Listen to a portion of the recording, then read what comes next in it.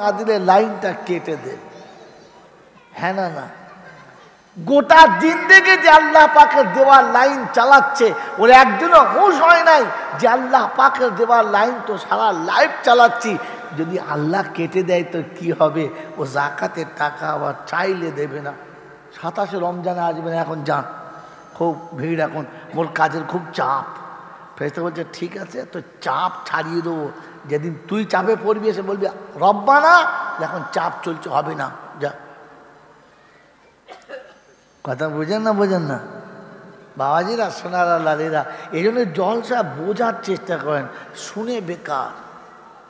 কারণ শুনে যাওয়া জিনিস ভুলে যাওয়া, যদি বলে সম্ভব, এই ছানাগুলোকে এখান থেকে সরাও, তাহলে এমন বলবো অসম্ভব, ওর বাপ সহ্য করতে পারবে না, এখন লাঠি মারামারি হয়ে যাবে। কি জি কথা বোঝেন না? হ্যাঁ, ছানাগুলো আটখান। মেরে মহতম দোস্ত বুজুর্গ আল্লাহওয়ালা ভাইরা, জ্ঞানজন সুদী মানুষরা, শোনাচ্ছিলাম যে আমি আর আপনি ভালো করে ভাববো আর বুঝবো, বুঝবেন ইনশাআল্লাহ।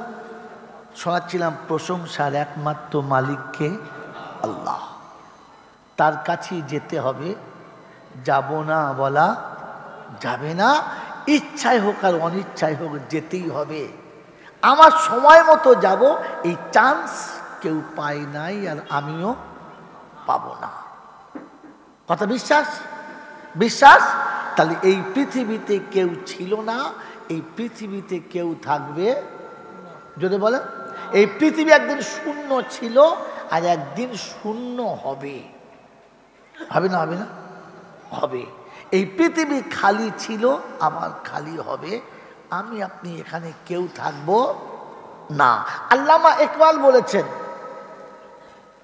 दुनिया जी लगाने की जगह तो नहीं है, ये दुनिया जी लगाने की जगह तो नहीं है, इबरत की जगह कोई फसाना नहीं है। ये दुनिया दिल লাগানোর জায়গা না, এখান থেকে কিছু নিয়ে যেতে হবে, শুধু ঠাট্টা মস্করা করার সময় না। তাহলে বোঝা গেল দুনিয়াতে কেউ ছিল না আর কেউ থাকবে, জোরে বলে না। মেরে মতন দোস্ত বুজুর্গ, আল্লামা তায়েব রহমতুল্লাহ আলাইহি একটা কিতাব লিখেছেন, প্রেমের ৫ অধ্যায়। প্রেমের অধ্যায় কটা? ৫টা। প্রেমের অধ্যায় কটা? যারা প্রেম করেছো জানো অধ্যায় কটা? কিছুই যায় না, প্রেম করে বসে সারা মাল খাবি তো। প্রেমের অধ্যায় 5টা। হে বাবা, ভেতরে চেয়ারগুলো ভর্তি কর আর তারপর রাস্তায় চেয়ার দে, একটা গাড়ি আসবে পোঁপো করবে আর তোরা ওই করবি গাড়ি, খামা খাতে শুনবে না। বাবাজিরা, শোনা আল্লাহরা, তো প্রেমের অধ্যায় কটা বললাম? 5টা। এই প্রেমের ৫ অধ্যায় কিতাবে আছে, তুমি আমি পৃথিবীতে রহিবে না ঠাঁই, শূন্যে শুধু বিরাজিবে নাই নাই আর নাই। তাহলে কাল ছিল, আজ নাই, আজ আছে, আগামীকাল বলবে নাই। যারা এখন নাই তারা আসবে, আর যারা আছে এরা চলে যাবে। অতএব বোঝা গেল পৃথিবী থাকার জায়গা না। যারা ছিল তারা রইল না, যারা আছে তারা থাকবে না। এক কথায় পৃথিবী থাকার জায়গা, এটা বিশ্বাস? যদি বলেন বিশ্বাস, কার বিশ্বাস হাত তোলেন যে পৃথিবী থাকার জায়গা না? হাত তুলেছেন সবাই? আলহামদুলিল্লাহ। বলেন তো আমার এই কথা শুনে তুললেন না বুঝে তুললেন? আমি বলেছি জলসা বুঝে কথা বলবেন। কি যে বুঝে তুললেন না শুনে তুললেন? তাহলে আপনি বুঝেছেন যে পৃথিবী ছেড়ে যেতে হবে। বিশ্বাস? আপনাদের এইখানে এই এলাকার এই যে আমার হুজুর, কি নাম? শাহাবুদ্দিন সাহেব। শাহাবুদ্দিন সাহেবের কন্যা 19 ক্রস করে গেছে, দেখতেও সুন্দরী, লেখাপড়া শিখেছে, শিক্ষিতা। একটা যোগ্য পাত্র কোথায় পাওয়া যাবে? বটতলায়। বাস, সন্তোষপুর স্টেশনে পেয়ে গেছে। বিয়ে হয়ে গেল। বিয়ের পরে 2 বাড়িতে কথা হলো, 6 মাস পরে অলিমা হবে। মেয়েটি 6 মাস এখন বাপের ঘরে থাকবে, 6 মাস বাদে অলিমা হবে, মেয়ে যাবে। হ্যাঁ না না, এখন 6 মাস আগে বিয়ে হয়েছে। মেয়েটি জানে আমাকে চলে যেতে হবে, আর মেয়ের বাপ জানে আমার মেয়েটা পাঠাতে হবে, আর শ্বশুর বাড়ির ওরা জানে যে 6 মাস বাদে বউ আসবে। তাহলে সবার সব কিছু জানা, অজানা কিছু না। এই 6 মাস মেয়েটি গোটা মহল্লাতে একেবারে আনন্দে খুশিতে ভালোবাসায় সবার সাথে হাসি খুশি একবার মিলমেলা কি সুন্দর ঘোরাফেরা করছে। দিন দিন চেহারাও কালার পাল্টাচ্ছে, শরীর স্বাস্থ্য ফিট হচ্ছে। আর কদিন বাদে যাবে শ্বশুরবাড়ি। হঠাৎ সন্ধ্যাবেলা ফোন এসেছে। আজকের কি বার? আজ কি বার বল না কেন? বুধবার।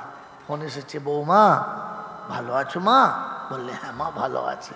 বললে মা শুক্রবার তো শ্বশুর যাবে, শুক্রবার দিন শ্বশুর যাবে, ওইখানে গিয়ে জুমার নামাজ পড়বে আর তারপরে বিকেলবেলা তোমাকে নিতে যাবে, তুমি চলে আসবে। বেশ মা? বলে আচ্ছা। বলে আচ্ছা নয়, এই খবরটা তোমার মাকে তোমার আব্বাকে দিয়ে দাও। মেরে মহতম দোস্তর বুজুর্গ, এই খবরটা শোনার পরে বাচ্চাটা তার মাকে তার আব্বাকে বলেছে, আব্বা আমার শ্বশুর শুক্রবার দিন আমাকে নিতে আসবে, তোমাদেরকে সব রেডি থাকতে বলেছে। কে ফোন করেছিল? আমার শাশুড়ি মা ফোন করেছিল।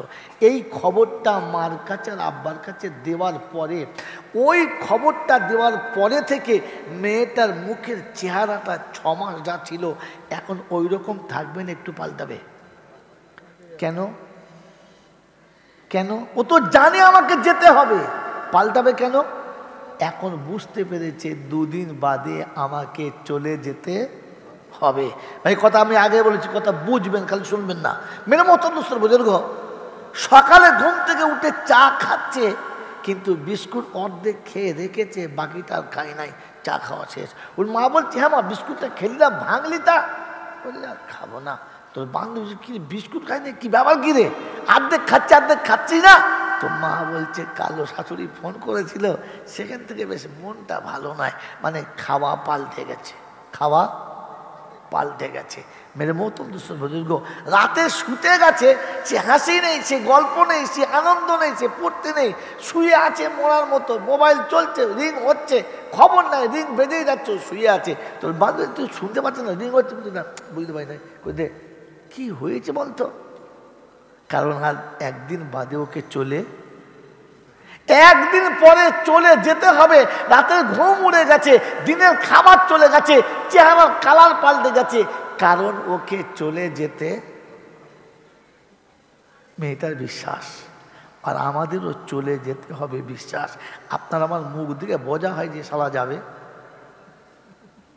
এরকম একটা চেঁচে বোঝায়, দেখো মনে হচ্ছে আরেকবার হবে। কি কি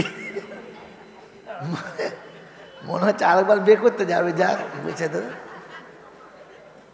মনে হচ্ছে মাল যাবে। আমাকে দেখে মনে হচ্ছে যে যাবে। আমাকে যে কবরে যেতে হবে মনে হলে আমার খাবার ধরন পাল্টাতো, আমার শোয়ার ধরন পাল্টাতো, আমার রাতে ঘুম ভেঙে যেত। আমাকে রাতে বিছানায় শুতে গিয়ে মনে হতো আজকের বালিশ পেয়েছি, একদিন বালিশ দেবে না। আজ পালঙে শুয়েছি, একদিন পালং থাকবে না। আজ নরম গদি পেয়েছি, একদিন গদি থাকবে না। আজ সোহাগের বিবি আছে, একদিন বিবি থাকবে না। আজ এসে তোরা শুয়েছি, একদিন এসে থাকবে না। আজকে সবাই কাছে আছে, একদিন কেউ থাকবে না। একা শুতে হবে, বালিশ ছাড়া, বিছানা ছাড়া, লেপ ছাড়া, অন্ধকার কবরে একা শুতে হবে। এটা মনে হলে রাত্রিতে ঘুম অটোমেটিক ভেঙে যেত, ফজরে ডাকতে হতো না। কিন্তু আমি আপনি শুয়ে পড়লে লুঙ্গি খুলে গেলে বলতেই পারি না। আপনি যে হাত তুলে বললেন, বুঝে হাত তুলেছি, বুঝে না, না বুঝে খালি জল শোনে ফেরেশতারা বলছে জাত পাগলারে কিছু না বুঝে সময় আল্লাহ। আপনি আর আমি যে বললাম যে হ্যাঁ যেতে হবে, বুঝেছি, কই বুঝেছি? মেরে মোহতম দোস্তর বুজুর্গ, তার মানে আল্লাহ তুই যা বলছিস বল, আমি যা করছি করবো, আমি শুনবো না।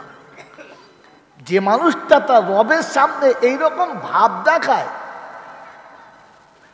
ওই ইমান নিয়ে কবরে যাবে আশা আছে?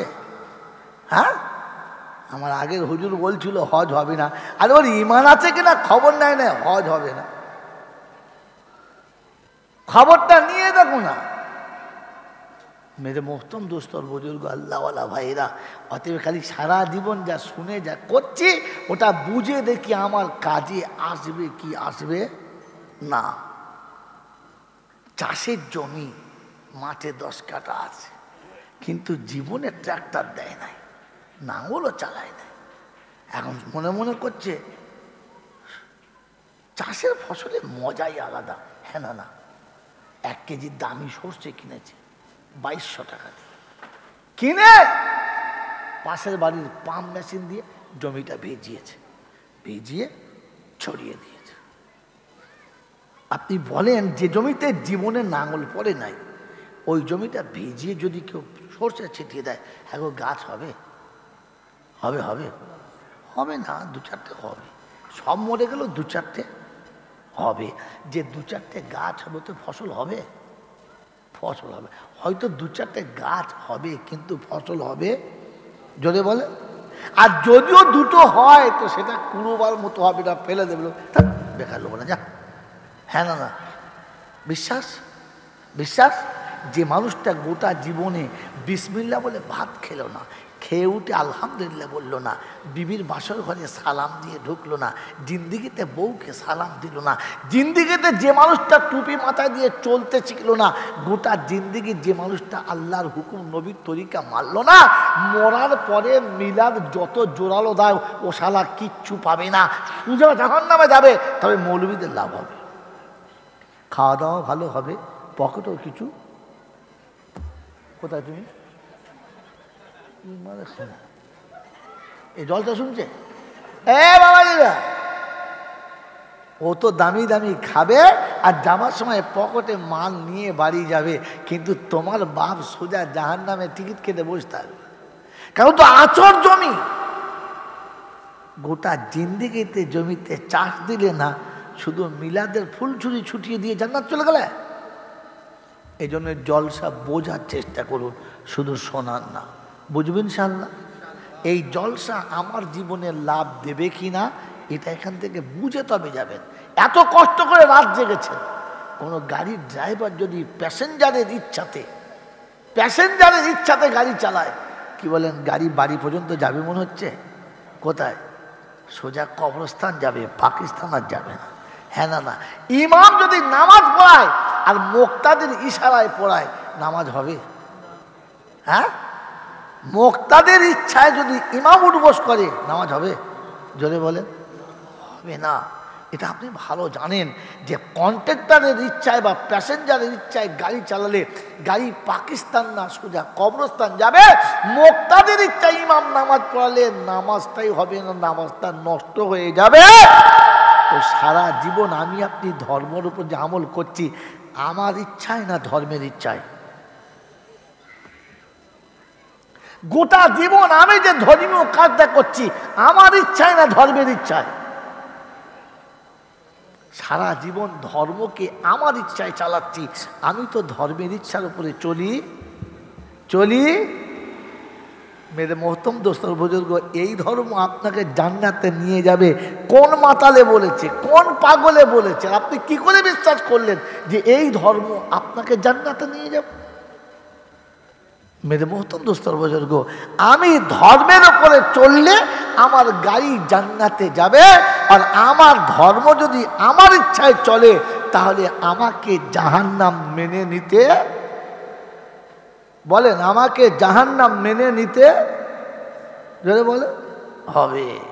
মেরে মোহতম দোস্তর বুজুর্গ, আল্লাহওয়ালা ভাইরা, জ্ঞানীজনেরা, বুদ্ধিজীবীরা, আমি আপনি ঠান্ডা মাথায় ভাবার চেষ্টা করি, বোঝার চেষ্টা করি। আমি আপনি ঠান্ডা মাথায় ভাবার চেষ্টা করি, বোঝার চেষ্টা করি, ধর্মের ইচ্ছার উপরে আমাকে চলতে হবে। এখন তো ইমাম মুক্তাদের ইচ্ছায় চলে আর বক্তা শ্রোতাদের ইচ্ছায় বলে, নিজের ইচ্ছায় বলতে পারে না। বলতে পারে?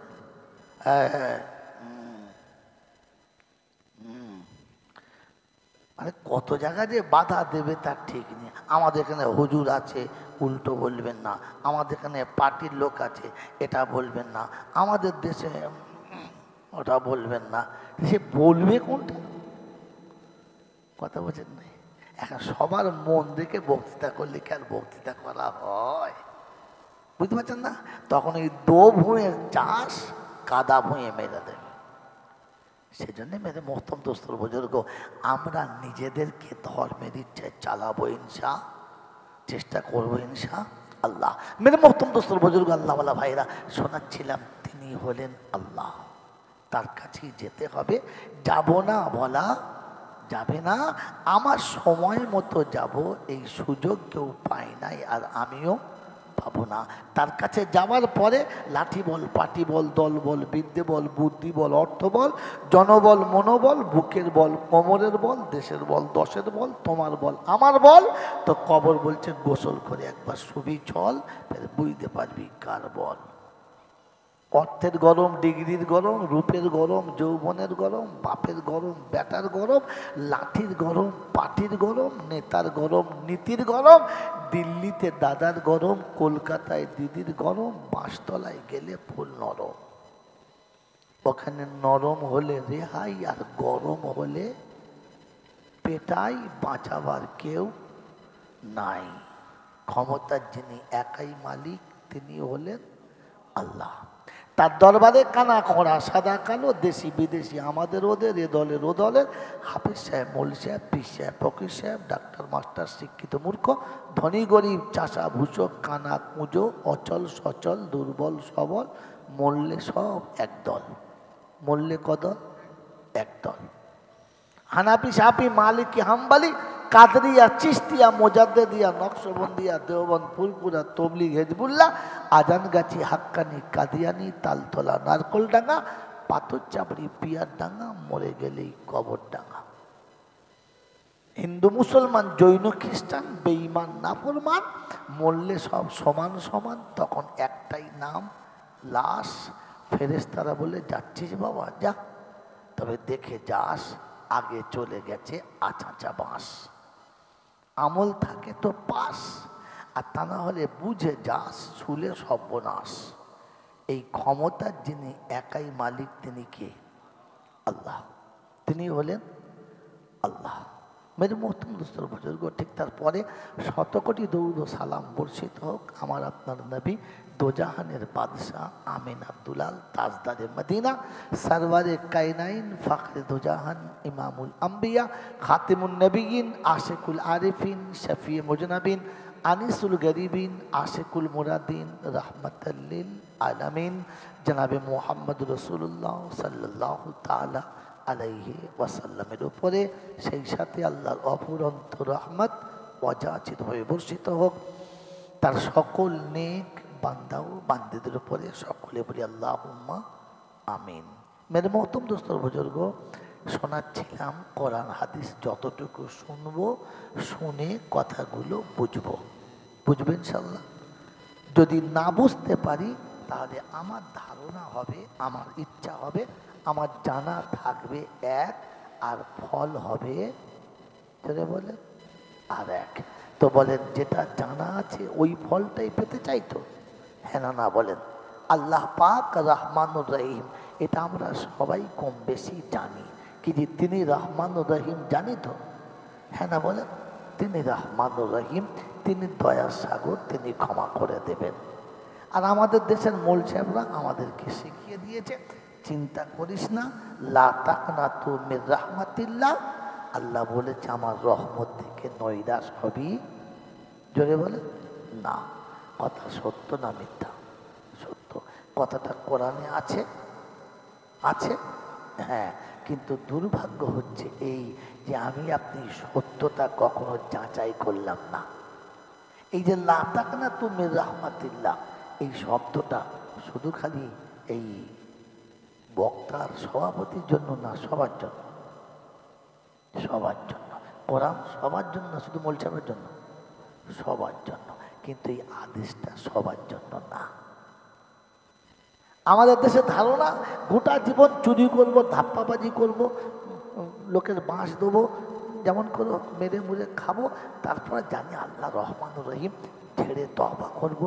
আল্লাহ আস্তাগফিরুল্লাহ। ফেরেশতা বলছেন নাক টিপে ধর, জাহান্নামে পড়ে দে। বলছে আল্লাহ তওবা, বলে তওবা শুদ্ধ দে। বলছে আল্লাহ তওবা, বলে তওবা শুদ্ধ কর। ও তওবাতে আপনাকে বাঁচাতে পারবে? যদি বলেন না। যদি হুজুর কোরআন শরীফ আছে, আছে। কোরআন শরীফে না থাকলে আমি চট করে বলি না, আর না দেখে এসে উদ্ভট গল্প শোনাই না। অমুক মোল সাহেব বলেছে, অমুক পীর সাহেব বলেছে, ও মাল শোনাই না। আগে নিজে দেখি, ফের নিজে ভাবি, আর ভেবে এসে জাতির কাছে তার আমানত ফিরিয়ে দেওয়ার চেষ্টা। নব ইনশাল্লাহ, নব ইনশাল্লাহ। মেরে মোহতম দোস্তর বুজুর্গ, আল্লাহওয়ালা ভাইরা, জ্ঞানীজনেরা, সতী মানুষেরা, এই জন্য শুনিয়ে রাখছি আজকের দিনের জলসা শুরুতেই যে আল্লাহ রহমান রহিম কথাটা সত্য, কিন্তু সকলের জন্য, সকলের জন্য জোরে বলে না। এই জন্য কোরআন শুনিয়ে দিচ্ছে হাযা বায়ানুল লিন্নাস ওয়া হুদাও ওয়া মাউইযাতুল লিল মুত্তাকিন। বেলতলার বন্ধুরা, এটা তো বেলতলা, তো মন্ডল পাড়ার বন্ধুরা, কোরআন আপনাকে শুনিয়েছিল, কোরআন আপনি শিখে নিন, আর কোরআনের কাছে জেনে নিন। ও বাপজিরা, সোনারা, লালেরা, আল্লাহ পাক রব্বুল আলামিন শুনিয়ে দিয়েছেন লা তাকনাতু মির রাহমাতিল্লাহ। এটা বুঝতে হলে তোমাকে দুটো কাজ আগে করা দরকার ছিল। তোমার স্কুল এটাকে বোঝাতে পারবে না, তোমার কলেজ এটা বোঝাতে পারবে না, তোমার ইউনিভার্সিটি এটা বোঝাতে পারবে না, তোমার বিশ্ববিদ্যালয়ে এ বিদ্যে পাওয়া যাবে না। এ বিদ্যে শিখতে গেলে কোরআন তোমাকে শিখতে হবে। এই জন্যে মণ্ডল পাড়া, কি বললে, মণ্ডল পাড়ার বেলতলার বন্ধুরা, প্রতিটি মুসলমানের জন্য প্রথম ফরজ কি? নামাজ। প্রথম ফরজ কি? জোরে বলেন। এটা হলো আলেম না হওয়ার নমুনা, ধর্ম না জানার নমুনা। ধর্মের নামে ধও চেনেন না, মোড়ের মাথায় পান খানার এমন ফতোয়া দেন, মনে হবে এই শালা ছাড়া বেশি কেউ জানে। আমার বন্ধু, আমার আল্লাহওয়ালা ভাইরা, মুসলমানের জন্য প্রথম ফরজ নামাজ। সবার জন্য না, শুধু আমার জন্য। ভুল করেছেন, সবার জন্য নামাজ ফরজ না। বন্ধু শুনে রেখে দাও, যে মেয়েটির শরীর অসুস্থ ওর জন্য নামাজ ফরজ না। যে ছেলেটি এখনো সাবালক হলো না ওর জন্য নামাজ ফরজ না। যার মাথা খারাপ, পাগল হয়ে গেছে, ওর জন্য নামাজ, জোরে বলেন, ফরজ না। বন্ধু আমার আল্লাহওয়ালা ভাইয়েরা, জ্ঞানীজনেরা, সুধী মানুষেরা, আমার সোনামণি মায়েরা, বোনেরা, অতএব সবার জন্য নামাজ, জোরে বলেন, ফরজ না। আর ইসলামের নামাজ প্রথম ফরজ না। বন্ধু, ইসলামের প্রথম ফরজ হলো ইলম শিক্ষা করা।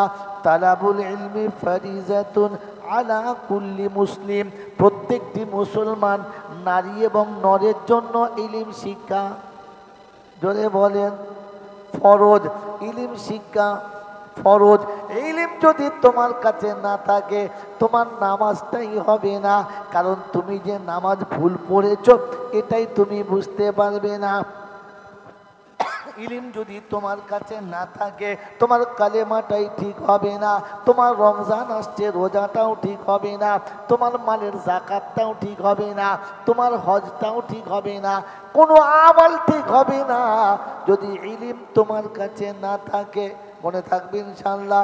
প্রথম শিক্ষা কি? প্রথম ফরজ কি? ইলিম। বাপজিরা, সোনারা, লালেরা, যেই ঘরের বুনিয়াদটা ভালো না, যেই ঘরের ভিতটা ভালো না, যেই ঘরের ব্যান্ডালাইটা ভালো না, ও ঘর যত দামি হোক না কেন বেশি দিন টিকতে পারে না। ওই ঘরটা বিপদের কারণ হবে, শান্তির কারণ হবে না। কারণ এনি টাইম নষ্ট হবে, আপনার সর্বনাশ হয়ে যাবে, মাল সম্পদ যাবে, জানও যাবে। হ্যাঁ না আমার বাপজিরা, সোনারা, লালেরা, যে মুসলমানের ছেলের ইলিম শেখা হলো না, ওর হজ হবে কিন্তু জাহান্নামের জন্য, ওর নামাজ হবে কিন্তু জাহান্নামের জন্য, ওর রমজানের রোজা হবে কিন্তু জাহান্নামের জন্য। মুসলমানের ছেলে, তোমার ইলিম শিখা প্রথম ভিত ছিল। ইলমে যদি টান পড়ে, ইলমের সঙ্গে যদি সম্পর্ক না থাকে, সব আমল হবে, আমলগুলো কিন্তু নাজাতের কারণ হবে না। বাবাজিরা, সোনারা, নারীরা, জ্ঞানী জনেরা, সুধী মানুষেরা, এজন্য ইলিম শিক্ষা কি বলেন? ফরজ। ইলিম শিক্ষা ফরজ। আল্লাহর নবী সাল্লাল্লাহু আলাইহি ওয়াসাল্লাম বলছেন, ও বিশ্ববাসী শুনে রাখো, আমরা সবাই ভালো হতে চাই, কেউ খারাপ হতে চাই না। আমাদের ছেলে মেয়েদের ভালো বানাতে চাই, কেউ খারাপ বানাতে, জোরে বলেন, চাই না। কিন্তু বিশ্ব মানব যিনি সারা পৃথিবীর সব মানবের সেরা মানব, সব জাতি যাকে শ্রেষ্ঠ বলেছে, সব ধর্মের ধর্মগুরু যাকে শ্রেষ্ঠ বলেছে, ওই মহামানবের নাম হলো মুহাম্মাদুর রাসূলুল্লাহ।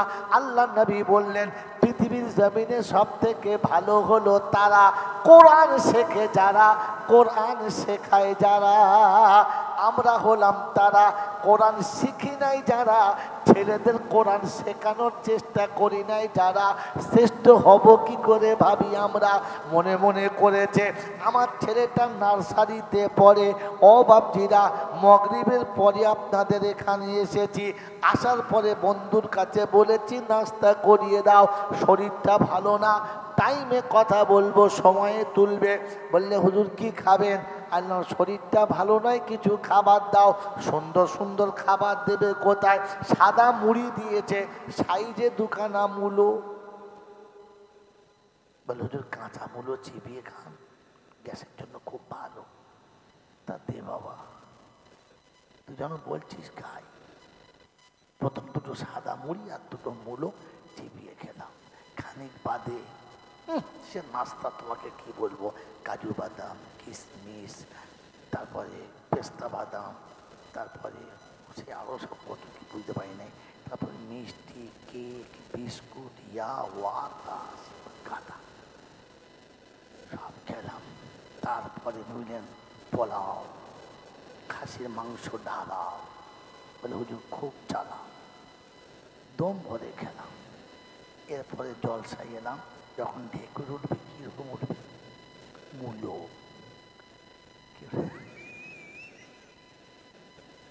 কি ঢেকুর উঠবে বলো, জোরে বলো? মূলো। বাবাজি, আপনাদের মিঠাপুরের লোকের এখন মালের অভাব নাই। হ্যাঁ না, একখানা বাড়ি, নিচে 36খানা গাড়ি, সারা গাড়ির ধোঁয়ায় রাস্তা চলা যায়। হ্যাঁ না বলে? যতগুলো বাড়িতে লোক তার থেকে একটা গাড়ি বেশি। হ্যাঁ বেশি কেন? বলছে বাইচা যদি একটা খারাপ হয়, একটা এক্সট্রা দাঁড় করিয়ে রেখেছে। বাবাজিরা, সোনারা, লালেরা, জ্ঞানীচন্দ্রা, সতী মানুষেরা,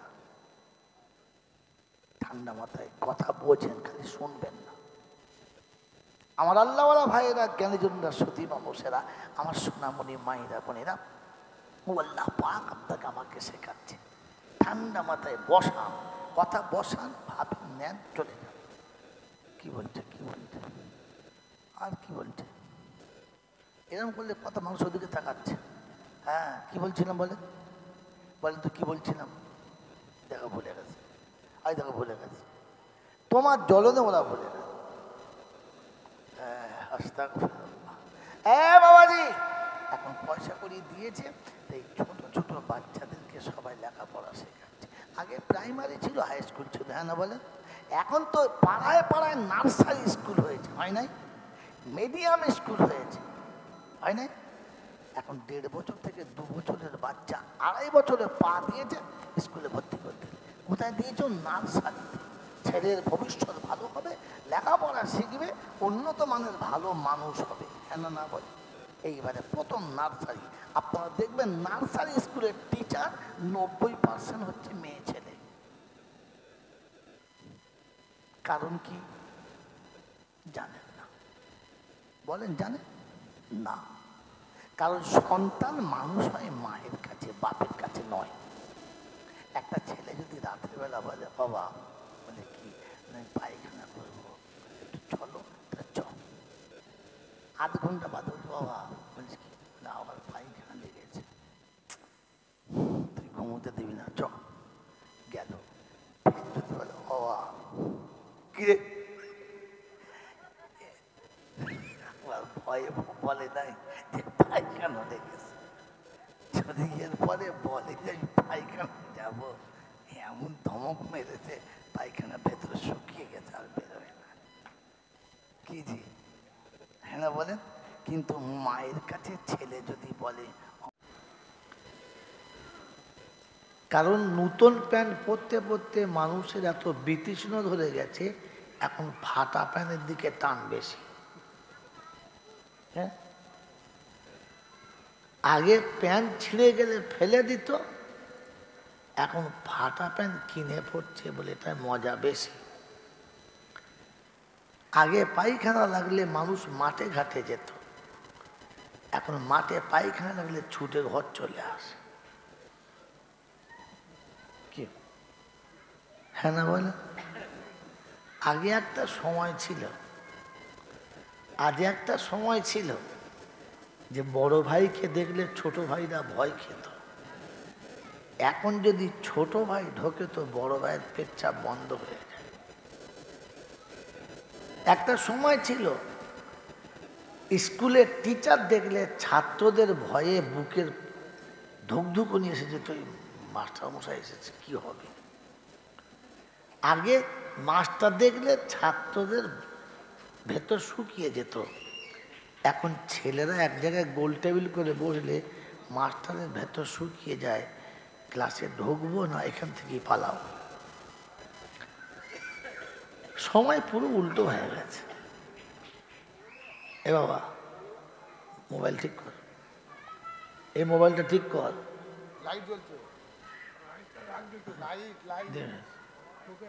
এ মালের কি হয় দেখদিন। তো সেজন্য মেরে মুহতরম দোস্তর বুজুর্গ আল্লাহওয়ালা ভাইয়েরা, আমি আপনি এত কষ্ট করে বসেছি, জলসা এতদিন শুনেছি, আজকেও শুনছি, এবং জীবনে যতদিন বাঁচব ততদিন কি শুনব। শোনার জন্য আমার তরফ থেকে নিষেধ নেই, তবে অনুরোধ একটা কথা, শুধু জলসা শুনবো না জলসা শুনে কিছু বুঝবো, কোনটা বুঝবো? তো জীবনে এতদিন, ভাই ফ্ল্যাশ বন্ধ করুন না, যারা মোবাইল রেকর্ডিং করছেন ফ্ল্যাশ বন্ধ করুন, আমার চোখে লাগছে। যারা জীবনে এতদিন জলসা শুনেছেন, এতদিন শুনেছেন, হাজার হাজার জলসা শুনেছেন, শুধু শুনেছেন না শোনার সাথে সাথে কিছু বুঝেছেন? কি কোনটা? শুধু শুনেছেন না কিছু বুঝেছেন? জোরে বলে কি বলছেন বাবজিরা, কি বলছেন? শুধু শুনেছেন না কিছু বুঝেছেন? কিছু বুঝেছেন। আচ্ছা প্রথম বলেন তো, এই শোনা আর বোঝার মধ্যে তফাৎ কতটা? জানেন না? জানেন? জানেন না। তাহলে যে আপনি বুঝেছেন কি করে বুঝলেন? মেরে মোহতম দোস্তর বুজুর্গ আল্লাহওয়ালা ভাইয়েরা, অন্ধ যদি বলে যে হাতিটা কলা গাছের মতো এরকম, তার এই কথাটা বিশ্বাস করা যাবে না? কারণ সে তো হাতি দেখার ক্ষমতাই রাখে না। আপনি বুঝেছেন কি না এটাই তো আপনার কাছে নাই। এই জন্যে আজকে জলসা শোনেন, আল্লাহ যতটুকু আমাকে বলাবে বলবো, কি বলবো এখন আমি জানি নাই, আর কিছু ঠিক করে আসি নাই, তবে সে যা বলাবে বলবো, আপনাদের ভাগ্যে যা আছে আপনারা শুনবেন। তবে এতটুকু তার কাছে দোয়া করবো, আল্লাহ যে কথা বলাও তাতে আমার মঙ্গল থাকবে আর জাতির মঙ্গল থাকবে। ওই কথা যেন আমার মুখ দিয়ে তুমি বলিও না, যাতে আমার বিপদ হবে, জাতির বিপদ হবে। এর জন্য তোমার কাছে পানা চাইছি, আমিন বলেন। মেরে মোহতরম দোস্তর বুজুর্গ, প্রথম শুনে রাখেন শোনা আর বোঝার মধ্যে তফাৎ কতটা, তারপর জলসা যা হবে হবে। শুনে যাওয়া জিনিস ভুলে যাওয়া সম্ভব। এই জন্য বলেছিলাম ভাই সামনে আসেন, কথা বুঝতে গেলে কাছে আসতে হয়, দিন শিখতে গেলে দূরে যেতে হয়। আপনারা কেন দূরে বসেছেন বুঝতে পারছি না, এটা শেখার জায়গা। ব্যস্ত কথা বলো না, যার মন যা বাজবে ভাই সময় নষ্ট করে না, চলুন বস যার মন যাবে সে আসবে, আসতে হবে না। জোর করে পীড়িত হয় না, আর মাজা ঘষা রূপ বেশি দিন টেকে না। বিয়ের আগে পালিশ করে মাল মনে হয় যেন বিশ্ব সুন্দরী, 6 মাস বাদে একটা বাচ্চা হওয়ার পরে মনে হচ্ছে মাল একদম হাড়ির পিছনের হুন্দুরি। ও পালিশ করা মাল বেশি দিন টেকে না। এই জন্যে ধর্ম নিজে থেকে নিলে তার জন্য মঙ্গল, যে নেবে না তার জন্য তার মঙ্গল, জোর করার নয়। ভালোবেসে বলার যতটা ততটা বললাম। কি বলছিলাম বলেন? শুনে যাওয়া জিনিস ভুলে যাওয়া সম্ভব, আমল করা অসম্ভব। শুনে যাওয়া জিনিস ভুলে যাওয়া কি সম্ভব, ভুলে যাওয়া সম্ভব। আমল করা, বলেন কথা বলেন, কি আমল করা অসম্ভব। বুঝে যাওয়া জিনিস ভুলে যাওয়া অসম্ভব, আমল করা সম্ভব, আমল করা সম্ভব। আমি যেটা বললাম একটা ছক, আমি একটা ছকে বললাম, কথাটা সত্যি কি? সত্যি কি? কি দিয়ে বুঝেছেন? আপনি বললেন তাই না, আমি বললি কথা, এ বাবা এ বাবা এ বাবা তোর এখান থেকে এতক্ষণ তো গল্প করার কথা মন ছিল না, রাত্রি 11টা বেজে গেল।